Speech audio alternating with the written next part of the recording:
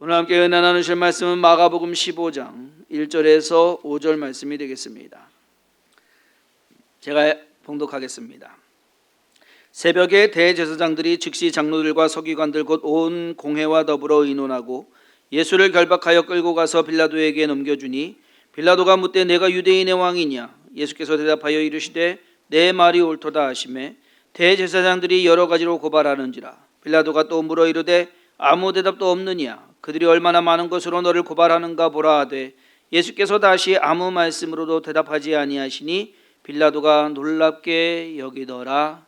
아멘.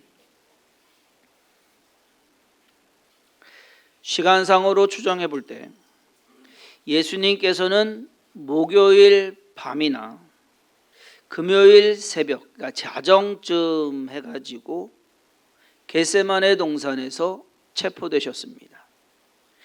흉악범도 아니고 현행범도 아니었는데 강제 연행되신 겁니다. 그리고는 즉결 심판에 넘겨졌습니다. 체포 과정에서부터 시작해서 재판을 거쳐 사형 언도가 떨어지고 십자가형으로 사형이 집행되어서 예수님이 죽으시기까지는 채 24시간도 지나지 않았습니다. 길어야 한 15시간에서 18시간 안에 이 모든 일이 다 처리되어 버렸습니다. 전쟁도 아닌 평화 시기에 있을 수 없는 일입니다. 아무리 이스라엘이 로마의 식민지였었다고 해도 노예도 아닌 평민을 이렇게 처리해 버리는 것은 대제사장들이나 바리새인들 그리고 유대인들의 공회 또는 심지어 빌라도가 말하는 공의나 정의와는 아주 거리가 먼, 자기들은 공의를 외치고 자기들은 정의를 외치고 이것이 옳다라고 해서 그 일을 추진하는데 그것과는 거리가 진짜 먼 일이었습니다. 우리가 지난 화요일에 읽었던 본문에서 이틀이 지나면 유월절과 무교절이라 대제사장들과 서기관들이 예수를 흉계로 잡아 죽일 방도를 구하며 이르되 밀란이 날까 하노니 명절에는 하지 말자 하더라. 명절은 지나고서 하자라고 처음에 의논을 했어요. 대제사장들과 서기관들은 유월절과 무교절이 지나고 나서 일을 벌일 계획을 했던 겁니다. 그런데 갑자기 가룟 유다가 찾아와 가지고서는 예수를 넘기겠다고 흥정을 하는 겁니다. 그래서 예수를 잡아 죽이는 일이 급물살을 타기 시작했습니다. 그래서 대제사장들과 장로들은 모든 일이 빨리 진행이 되어서 오히려 잘하면 명절 전에 끝낼 수도 있겠구나. 그래서 지금 잠도 안 자고 지금 새벽에 왔다 갔다 하는 거예요. 공회에 갔다가 대제사장에게 갔다가 빌라도에게 갔다가 그 새벽에. 그런데 더 아이러니한 것은 예수님께서도 이 일이 유월절 전에 이루어지기를 원하시고 계획하시고 추진하고 계시다라는 겁니다. 서로 지금 완전히 다른 방향인데 가는 것은 같아요.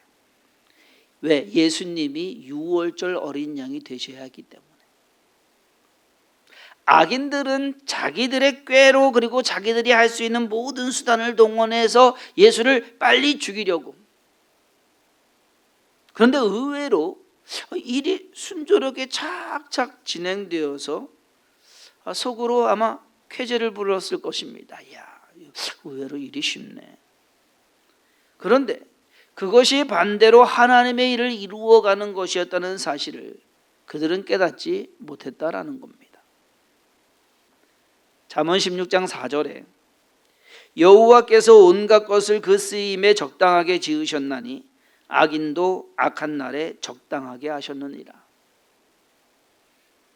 여러분, 악한 날에 쓰임받는 악인이 되어서는 안 됩니다. 가룟 유다도 그리고 그 당시의 대제사장들과 헤롯 그리고 빌라도까지 악한 날에 악한 모습으로 쓰임받는 사람들이었습니다. 그것보다 아마 더 큰 저주는 없을 것입니다.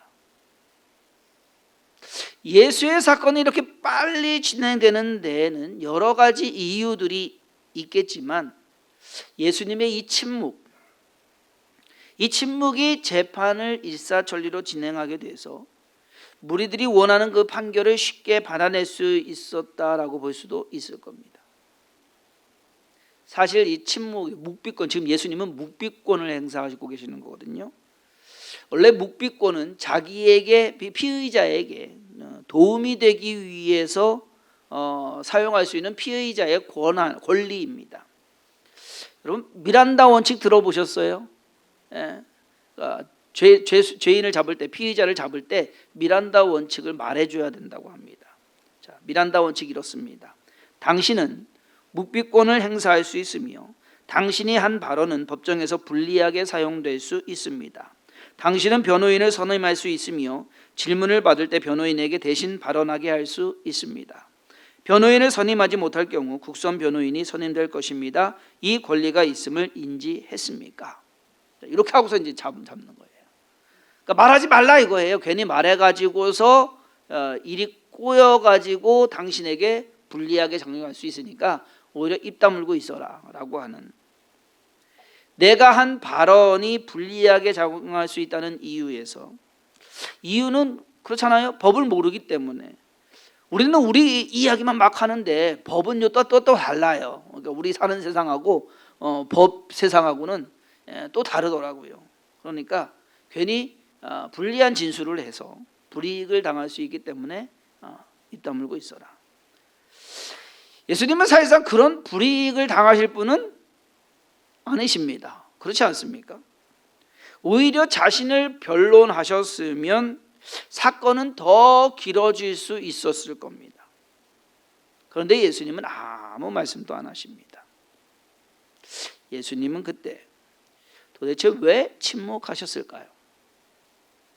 한 가지 이유는 어차피 말해봐야 되지도 않고 뭐 이해도 못할 것이고, 그리고 뭐 그 사람들 밀어붙이는 거 그거 그냥 두기 위해서 들을 생각도 없는 사람들이라 아예 대꾸도 하지 않으신 것이다. 제가 좀 가끔 그래요. 누가 뭘 물어볼 때 질문 같지도 않은 거 이렇게 들으면은요 대꾸도 안 해요. 참 나쁜 습관인데. 근데 요즘은요 나이가 들어서 그런지 안 들려서 못 대꾸해요. 이거 참 누가 말하고 물어보는데 대꾸 하나 하면 참 사람 기분 나쁘게 합니다. 그렇죠? 예수님께서 이런 이유로 침묵하셨을까요? 아닐 겁니다. 그럼 또 다른 이유는 좀 전에 미란다 원칙에서 명시했던 것처럼 예수님께서 대답하시고 진술하시는 것이 예수님께 불리하게 작용할 것을 아시고서 대답하지 않으신 것일까? 이것도 아닐 겁니다. 어차피 재판은 예수님께 불리하게 작용될 것이고 오히려 예수님이 말씀을 하시면 예수님께 유리하겠죠. 예수님께서 침묵하신 것은 어쩌면 재판을 빨리 진행시키려는 의도가 있었지 않느냐 하는 그러한 생각을 하게 됩니다. 예수님께서는 빌라도가 물어보는 질문에 딱 한마디만 대답하셨습니다. 내가 유대인의 왕이냐? 내 말이 옳도다. 빌라도가 들었을 때 참 당돌한 대답이었을 거예요. 하지만 동시에 그것은 당당한 대답이었습니다. 내 말이 옳다. 내가 유대인의 왕이다 라고 말할 수 있는, 그리고 그 대답은 옳은 대답이었습니다. 예수님께서는 그 대답 한마디만 하시고 그 뒤로는 끝까지 침묵하셨습니다. 그 말을 들은 대제사장들과 장로들, 이 유대인들은요 예수님을 고발하는데 열을 냈습니다. 저가 이렇게 했고 저렇게 했고 막 하면서 빌라도에게 한마디로 일러 바치는 거예요. 그러면서 죄목들을 쭉 자기들이 들먹어가면서 고발을 했습니다. 분명 말도 안 되는 고발 내용이었을 겁니다. 자기들이 만들어낸, 예수님이 선하게 행했던 것도 자기들이 이거 다 법을 어긴 것이다라고 갖다가, 하지만 예수님께서는 그러한 고발 내용에 아무런 대답 또는 변명을 하지 않으셨습니다. 그것은 어쩌면 그 재판이 빠르게 진행되도록 함으로써 주님께서 하고자 하시는, 즉 십자가에 지고 죽으셔야만 되는 그 일을 빨리 끝내시려는 주님의 의도와 계산이 있었다라고 볼 수가 있습니다. 그 당시에 예수님에게 있어서 묵비권을 행사하시는 것은 오히려 반대로 불이익을 당하는 것이 되고 말았습니다. 하지만 주님은 그것까지도 계획하고 계셨다라는 것. 마냥 안 좋은 것이 안 좋은 것만은 아닙니다. 특히 하나님께서 일을 하실 때 더 그런 것 같습니다. 출애굽한 이스라엘 백성들이 나왔는데 대단하게 하고 나왔는데 홍해가 앞을 딱 가로막고 있어요. 근데 때마침 애굽 병사들이 뒤쫓아와가지고 자기를 죽이겠다고 가운데 딱 낀 상황입니다. 참 안 좋은 상황입니다. 그때 모세가 이렇게 이야기합니다. 모세가 백성에게 이르되 너희는 두려워하지 말고 가만히 서서 여호와께서 오늘 너희를 위하여 행하시는 구원을 보라. 너희가 오늘 본 애굽 사람을 영원히 다시 보지 아니하리라. 여호와께서 너희를 위하여 싸우시리니 너희는 가만히 있을지니라. 안 좋은 일이 좋은 결과를 냈습니다. 이스라엘 백성들은 홍해를 극적으로 건넜고요. 그리고 애굽 병사들은 그 바다에 빠져 죽었습니다. 참 안 좋은 상황이었는데 하나님께서 가만히 있어라, 내가 알아서 할게. 오늘 예수님의 재판에서도 예수님을 사형시키는 안 좋은 판결이 오히려 온 인류의 구원을 이루는 좋은 결과를 낳게 되었다라는 사실을 우리는 알게 됩니다. 여러분이 인생을 살면서 안 좋은 일이 일어났을 때, 문제가 생기고 어떻게 해야 할지 모를 때 우리는 당황하게 됩니다. 그럴 때일수록 침착하시기 바랍니다. 그리고 가만히 계세요. 특히 오해가 있을 때나 억울한 일을 당할 때는 더더욱 가만히 있어야 합니다. 변명하고 따지고 싸워봐야 오히려 일이 더 꼬이게 되고 나는 더 궁지에 몰리게 되는 그러한 경우가 의외로 많습니다. 예수님은 불합리하고 불공정한 이러한 상황에서 변론이나 반론을 제기하지 않으셨습니다. 예수님께서 침묵하신 또 다른 이유가 있습니다. 그것은 바로 하나님께서 일하시도록 맡기시는 겁니다. 그 모든 일에 예수님께서 손을 떼시는 거예요.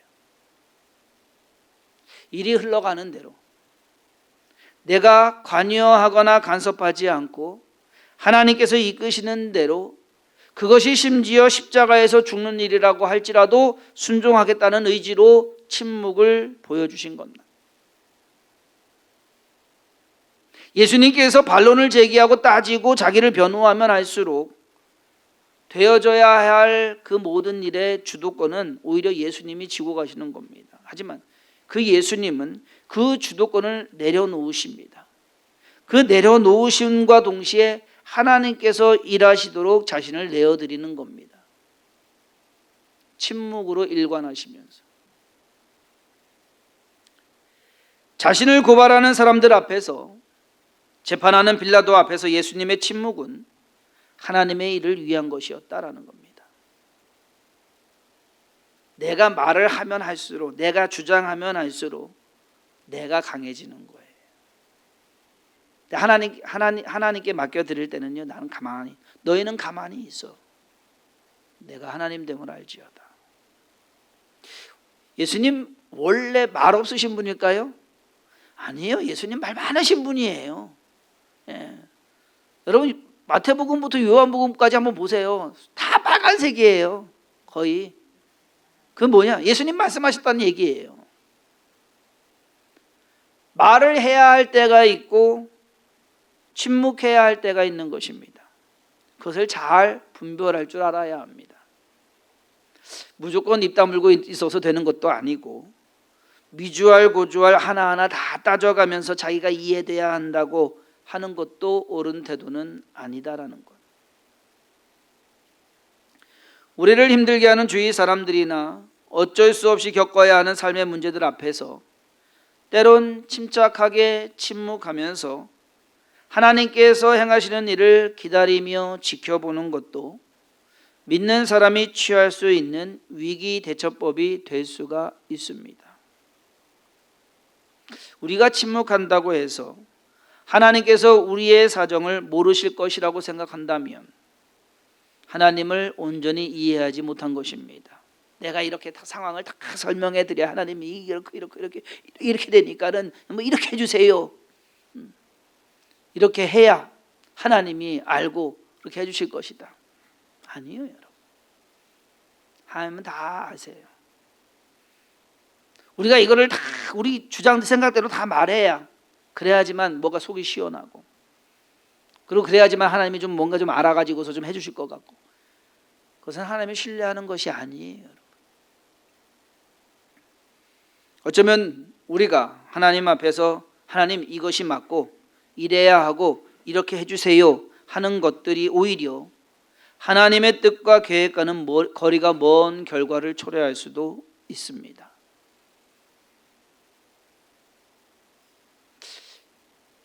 하나님께서 좀 일하시도록 맡겨보시기 바랍니다. 중요한 것은 내 뜻이 이루어지는 것이 아니라 하나님의 뜻이 이루어지는 것이 중요한 것입니다. 근데 우리의 기도의 대부분은 내 뜻을 관철시키려고 합니다. 하나님 상황이 이러니까 이렇게 해주세요. 이것이 최선입니다. 이것이 내가 원하는 답입니다.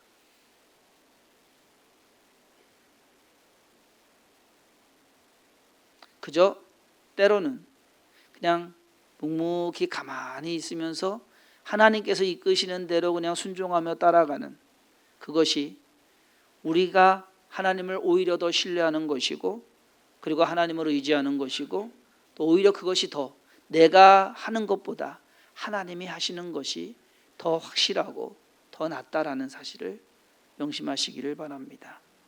하나님은 성도님들을 절대 실망시키지 않으실 것입니다.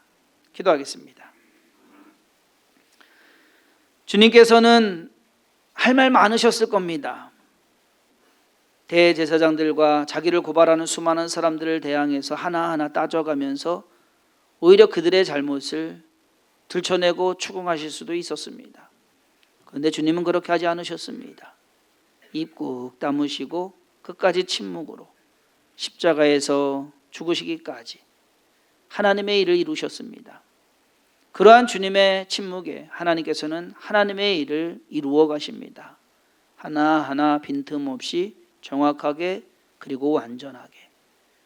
하나님, 우리가 인생을 살면서 때로는 억울한 일도 당하고 때로는 힘든 일도 겪고 때로는 어려운 문제도 우리를 위협하며 또 우리가 할 말 많게 따지고 또 말하고 우리의 감정을 토로하고 누가 좀 알아줬으면 하는 그러한 경우를 겪는 경우가 많습니다.